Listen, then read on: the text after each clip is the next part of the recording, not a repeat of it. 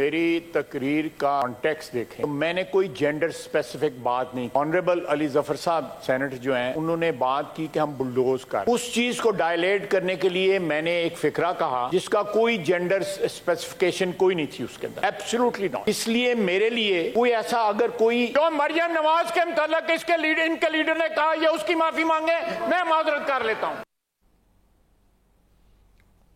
وہ انہوں نے کہا کہ جو میں نے ان کے بارے میں لفظ جو ہم یہاں دہرا نہیں سکتے, وہ کہتے ہیں کہ اس کی معافی میں کوئی بات نہیں, وہ ان کا رائٹ ہے. ہاں لیکن میں خواجہ صاحب کے ایک بڑا پن ضرور مانتا ہوں.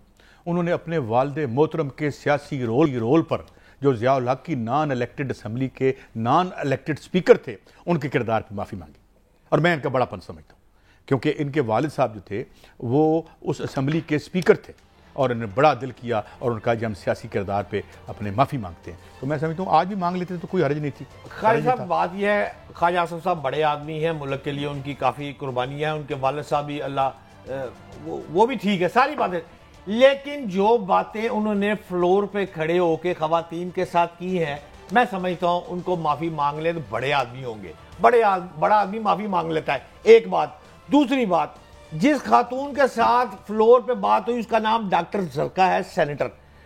اب آپ ذرا غور کیجئے گا, لاہور میں ڈینگی کے لیے چھاپے پڑتے ہیں. نارملی جب ڈینگی ٹیم نکلتی ہے تو وہ 50 جگہوں پہ چھاپے مارتی ہے اور سیمپل کلیکٹ کرتی ہے.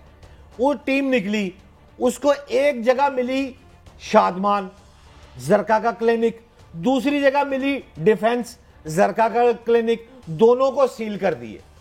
اور منسٹر پنجاب کے کہتے ہیں میرے نوٹس میں نہیں, باقی کسی جگہ کوئی لاروا نہیں ملا. ایک بات سمجھ گیا. اچھا یار مجھے عجیب سا واقعہ یاد آ گیا بٹ صاحب, اس سے پہلے کہ میں آگے بڑھوں. ذوالفقار علی بھٹو صاحب کا دور تھا تو اس وقت صدر تھے صدر فضل اللہ. تو صدر فضل اللہ صاحب کے بارے میں نا دیواروں پہ لوگ لکھتے تھے, حالانکہ وہ پریزیڈنسی میں رہ رہے تھے, صدر فضل اللہ کو رہا کرو. تو یہاں ان کو یہ کی پکڑے ہوئے کوئی مطلب ہے, یہ کیوں نہیں ان کو پتا ہوتا کہ یار. لیکن ایک بات بتاؤں, نہ نیب نے آج تک جو ہے وہ کسی کی وفاداریاں تبدیل کرانے کے لیے وہ کام کیا ہے, نہ کسی اور نے کیا ہے. بالکل ادھر ہی ڈینگی تھا, اوپر سے ہم نے سیٹلائٹ سے دیکھا تھا وہاں ڈینگی ہے, لہذا بالکل وہ ٹھیک ہوا ہے. میں سمجھتا ہوں وفاداریاں تبدیل کروانے کے لیے یہ جو کام ہے یہ مناسب نہیں ہے. خواجہ صاحب کو معذرت کرنی چاہیے. اچھا چلیں, جی 2 چیزیں سیل کی ہیں ڈاکٹر زرکا کی, اور دونوں چیزیں ابھی تک جو ہیں وہ سیل ہے. کیوں سیل ہے وہ؟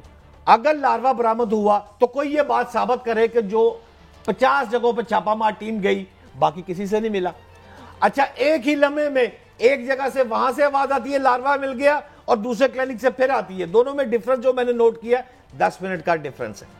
تو قاضی صاحب یہ اخلاقیات سے گری ہوئی. مجھے یہ بتائیں کہ یہ ویسے نگران حکومت جو ہے اس کو ایک اور ترمیم کر دیں کہ وہ ڈینگی کے لاروے بھی ڈھونڈا کرے گی. ایک تو یہ مطلب ہے کہ اکنامک ڈیلز کرے گی نا جو آپ کی سینٹر کی ہوگی, تو ان کو بھی بتا دیں کہ یار یہ آپ نے لاروے کا کرنا کام. اچھا قاضی صاحب پھر آپ کو خبر دے دیتا ہوں. خبر یہ ہے پھر یا پھر بتائیں ان کو رہا کروا دیں ہم. پچھلی گورنمنٹ کو اگر آپ غور کریں نا تو اس گورنمنٹ میں 2 وزیر ہوتے تھے ہیلتھ کے, نون لیگ کی گورنمنٹ میں. پھر جب ڈاکٹر یاسمین راشد آئی تھی تو پھر ایک وزیر وہ اکیلی تھی, سیکنڈری کی بھی وہ تھی, ہائر کی بھی. اب جب گورنمنٹ آئی ہے تو اس میں ڈاکٹر ناصر جمال آدھا حصہ اور ڈاکٹر جوید اکرم کو آدھا حصہ دے دیا گیا ہے. اب یہ جو آدھا حصہ ہیلتھ کو تقسیم کیا گیا ہے, خواجہ آصف صاحب کے بہت زیادہ اتنے ہی بھائی ہیں, جس طرح سمجھ لیں آپ ہمارے بھائی ہیں. ان کا نام ہے سیکٹری علی.